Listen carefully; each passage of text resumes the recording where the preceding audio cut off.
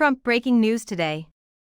Why and how American schools now teach about the Holocaust. Numerous experts told Newsweek that while there have been significant improvements in Holocaust education, educators must be cautious in their handling of the subject in this age of ubiquitous knowledge and resurgent anti-Semitism. The Allied liberation of the greatest Nazi death camp, Auschwitz-Birkenau, took place 77 years ago on January 27, making it the anniversary of International Holocaust Remembrance Day. Additionally, the United States Holocaust Memorial Museum states that it serves as a sobering reminder of the 6 million Jewish victims, millions of others who were persecuted, and the global increase in anti-Semitism. On October 7, 2023, militants from Hamas and Islamic Jihad attacked Israeli forces, killing 1,200 and abducting 250. This incident is thought to have contributed to an upsurge in anti-Semitism. The Associated Press cites the Gaza Health Ministry, which states that nearly 26,000 Palestinians have killed since the war began. This information was updated on Friday. Protests and heated debates over Israel's response to the events of that day in Gaza have erupted into accusations of genocide and other horrific crimes against the Palestinian people. The video from the 2017 Unite the Right protest in Charlottesville, Virginia, which had racist and nationalistic undertones and caused one death and many injuries, and which prompted a national discourse, is one of the current events that it tracks more content than before. The late Stephen Goldberg, who was the director of education at the White Plains, New York-based Holocaust and Human Rights Education Center, started instructing students in the early 1980s on topics relating to the Holocaust in school districts in the New York suburbs. Given the closeness of the years between the end of World War II and the decades preceding the Internet age, he told Newsweek over the phone that this was a unique moment in the teaching of Holocaust history. There were hardly any Holocaust studies, and even fewer that included the topic in their broader, more generalized world history curricula, so that's rather archaic. Nothing much happened because, as you may have guessed, the closer you get to the event, the less likely it is that it will be taught. According to him, even after 40 years after the war, there is still a lack of comprehensive data, and the transfer of knowledge from universities to high schools is slow, rather than swift. High school students did not have access to a comprehensive narrative of that time, with the exception of the vivid 1965 French film Night and Fog and required readings such as in Frank's Diary and other works of older literature and anthologies. He paints a bleak picture of the Holocaust. He went on to say that many children in the 1960s and 1970s had that as their sole introduction to the Holocaust, and that this severely limited their understanding of the horrors that occurred during that time. According to Tyler Reed, a representative from McGraw-Hill, one of the leading publishers of educational materials in the United States spanning from pre-K to graduate programs, the current state of Holocaust education in American schools is highly dependent on the grade level at which the subject is taught and is mainly driven by state standards, grade-specific curricula, and legislative mandates.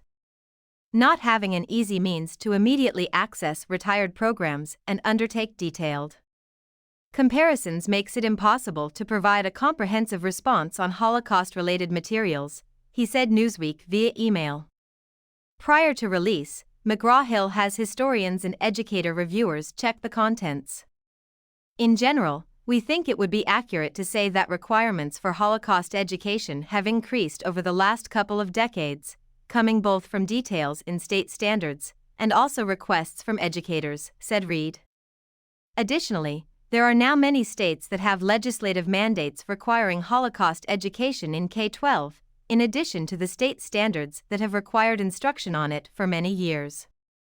According to history professor Andreas Daum of the University of Buffalo, who spoke with Newsweek over the phone, there are now centers that are specifically responsible for creating curricula and assigning texts to students. It is very different from the 1950s and 60s, when the Holocaust was basically embedded in, let's call it Cold War history or Nazi history, and it was singled out as the culmination of Nazi terror, Daum said, also noting that educators like himself have a responsibility to properly disseminate complex information and relay it to younger generations.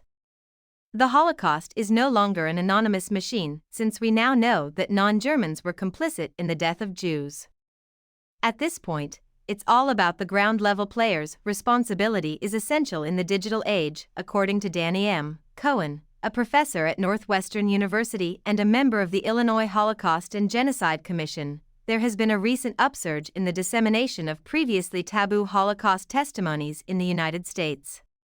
These testimonies cover a wide range of topics, including the experiences of women in Nazi concentration camps, abortions caused by sexual violence in those camps, and the practice of trading sex for food. People didn't want to teach it, didn't know how to use it, and didn't know what to do with all the content that was there. Survivors make casual visits to classrooms and schools. Some of the educators were actually survivors of the war, he told Newsweek over the phone. Some of them chose to tell their stories, but then some chose to stay silent and not tell their stories. Teaching about the Holocaust, according to Cohen, who conducts public programs and student workshops across the country in addition to training teachers to teach about the Holocaust, should go beyond the conventional visual aids, some of which can have the opposite effect by being too disturbing for pupils of a particular age. There's also the matter of how to start teaching about it. Some approaches take a more chronological approach, while others stress the overarching dangers of Nazism. Some even go so far as to bring in survivors, their families, and their tales to put things in perspective. We know that if we show graphic images to children, even middle school students can experience what we might call vicarious trauma, which can actually get in the way of learning, said Cohen. We see sometimes students shutting down and falling into what we might call a state of shock with these images, which actually then leads them to not be able to ask the questions we want them to ask and almost putting up a barrier for the discussions that we want to have, about humanity, about resilience, about perpetrators and bystanders, about survivors. And so, if we subject young people to these images before they are ready, without adequately preparing them, we impede their learning, he continued. In doing so, we betray the very purpose of Holocaust education, which is to teach people about the horrors of violence, the causes of genocide, and the symptoms that should alert them to the impending danger. Since Goldberg had to undertake an enormous amount of research and inquiry on his own to put together a course, he can attest to the fact that information has progressed greatly. Contrasting that today, we have almost the opposite situation where there's a plethora of materials out there, pedagogic materials, resources, teachers' guides, films, added the educator. Where does one even start when presented with the chance to teach a course of this kind? In what ways do you absorb the information? To the majority of people, those are the two extremes. Holocaust education must be contextualized within pre-existing curricula, whether that is American history, international history, or both. When your instructional time is severely constrained, how do you cover all the material that needs to be covered? It could be a week of luxury, or it could be one day. If crossed over into the other extreme, the shift in the institutional environment away from totalitarianism and toward genocide studies, more original materials, and investigations into victim groups is something that Dom has witnessed personally, and he claims it is reflected in higher-level teaching. In the field of history, installation, and education have brought victims and perpetrators to light in a way that was impossible when we were young, because everyone back then was thinking this was the big machine. It had never occurred to us that so many individuals were starting to put pen to paper with memoirs. This is such a huge shift that parties on opposite sides of the political spectrum now have a different public persona. Hence, I suppose I wouldn't call it pragmatic, but diverse. An education that covered a lot of ground made us more level-headed and accepting of other people's perspectives.